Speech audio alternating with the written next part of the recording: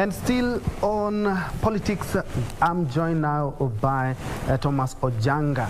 Yes, I've got that right, yes? Yes. Who is a strategist or a strategist? Absolutely. But the right name to use is... Social Transformation Engineer, International Social Transformation Engineer. Indeed. Welcome to the program. Thank you. First things first, Wiper Party, ANC, Ford Kenya have vowed to present a common front in the upcoming by-elections in Matungu, there's Kabuchai, and of course, we have the senator seat in Machakos. What do you make of that? I think that they're coming together is a very good thing because, as we know, perpetual divisiveness in politics has cost us a lot in terms of economic transformation, economic growth and all that. Them coming together is a good thing for Matungu and for Machakos in the other election. The party chairman of Kanu, Senator Gideon Moi, also announced 2 days ago that in 2021, several parties are going to come together to have a common front going forward. This is very good for the stability of the nation. And of course, talking of Kanu, you are a member and you're also an official, right? I'm the regional coordinator for Kanu in Nyanza. Okay. Yes. Away from Nyanza, because of the interest of time in both Nyanza and Western Kenya, Nairobi, of course, the governor was impeached last week. Yesterday, the day before yesterday, the Speaker of the County Assembly was Benson Mutura, was sworn in as acting governor, and he pledged the first thing, actually the same day, he actually signed off some money to the NMS. What do you make of that? You know, Chapter 11 of the Constitution actually spells out the process of removal of the governor, right? And the institutions that are mandated to oversight the executive, the county governments, have made a conclusion that there are sufficient reasons for the impeachment of the governor. And the impeachment took place. The IBC has gazetted a notice for the by-election on the 18th of February. So this matter of the governor and the government of Nairobi is basically complete. However, we must understand one thing. Devolution is a statutory delegation of powers from the central government to the sub-national government. So in that context, the powers of the county governments are borrowed from the central government, right? So I think in understanding that, it's important to appreciate that the taking on of the precedent concerning NMS by Governor Sonko was inappropriate because in this relationship, actually, the line manager is the president. Okay? So I think there will be an election, and the election will give us the new government of Nairobi. But the 2010 Constitution is not the first Constitution that gave us a devolved system. There was one in 1963 that created 7 regions, right? And Nairobi was not part of them. The reason being that the idea and pursuit of devolution is to address historical injustices and marginalization created by colonial policies that actually designated certain areas as high potential or not. Nairobi and the port city of Mombasa do not belong to marginalized regions and should not have been designated as counties in the first place. So I think that certain powers were removed from Sonko and given to NMS was quite in order. Actually, it was very wise from the president.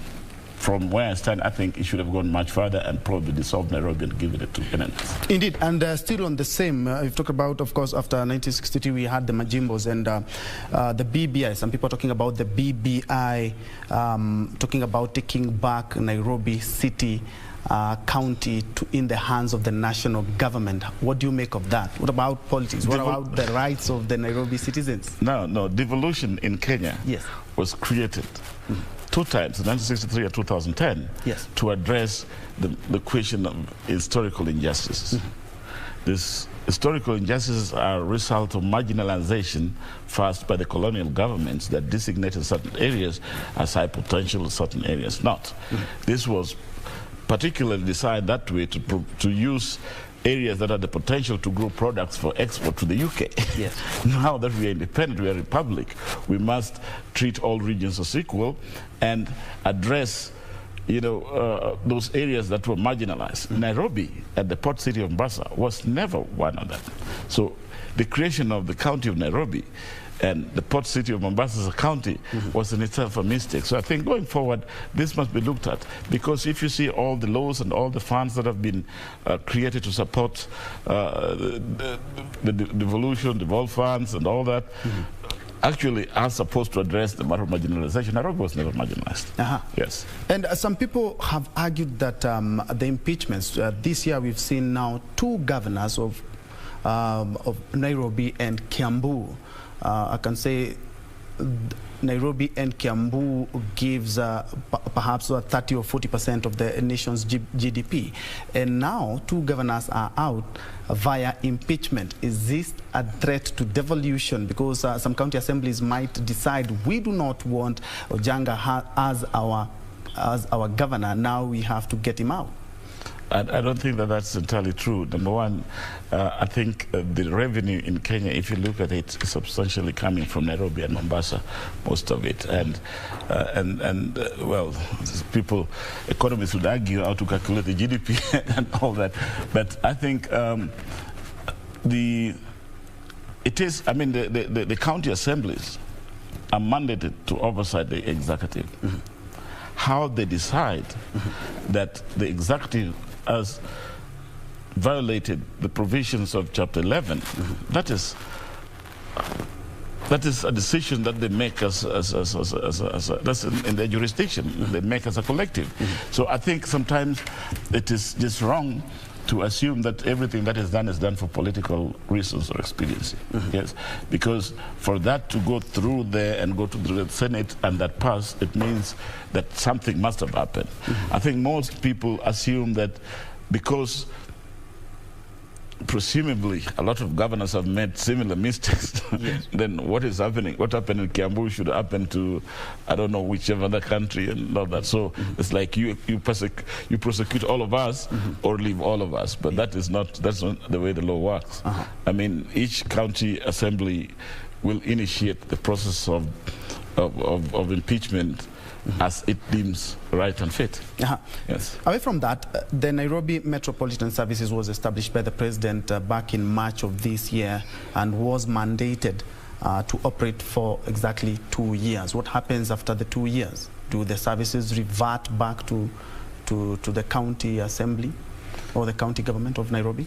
Number one, the central government actually, because the powers of the county governments are delegated, they also have basically the jurisdiction to amend or even to dissolve the county government. What will happen, I don't know. But we must say one thing. The reason why this was done is because Kenya as a country does not have a framework for delivery of government services and implementation of government programs and services. They don't have a general framework. So the only institutions in the country that have got that sort of expertise is the military. So I think it's very wise of the president to have created NMS and given it to somebody with a military ranking who is trained on delivery and implementation of government services to do that. I would suppose that all these institutions that are problematic, like KEMSA, NYS, and all that, should actually also get the same sort of prescription and treatment so that we can move this country forward. Right. The Kenya Revenue Authority has been collecting revenue for Nairobi City County since Sonko was barred from accessing the office. So what happens now that we have an acting governor? Can he sign? What are the powers that he can wield? Can he sign off some of the duties that Sonko used to do, and how far can he go? Kenya Revenue Authority, will it revert back the tax collections and the revenue collections back to the acting governor? I think the Constitution allows him to act. He will be sworn in as the acting governor. The acting in the sense that his jurisdiction is limited to a particular period. I think it's 60 days or so. And during that period, is the substantive authority to sign on behalf of the county government of Nairobi. Yes. And what can Nairobians expect for the 2 months that that Benson Mutura, the acting governor, new brooms, in office? New brooms sweep clean, as the English say, and I think they can only expect there's going to be some improvement. In any case, now we have a clear, we have a person that is on the steering wheel, and then also the acrimony between NMS and the county government won't be there. Therefore, obviously, I think implementation services will improve, right? Because, you know, Sonko and NMS weren't in the best of terms. Yeah, exactly. So this guy, the new the Honorable Mutura, when he's coming in, he comes with a goodwill to work from the national government to work closely with NMS. Yeah, and that's only to the benefit of Indeed. Thank you so much. Let's see how this pans out in the next 2 months before Nairobians can elect a new governor. Thank you so much, Tom Ojanga, for making time, and always a pleasure. Thank you.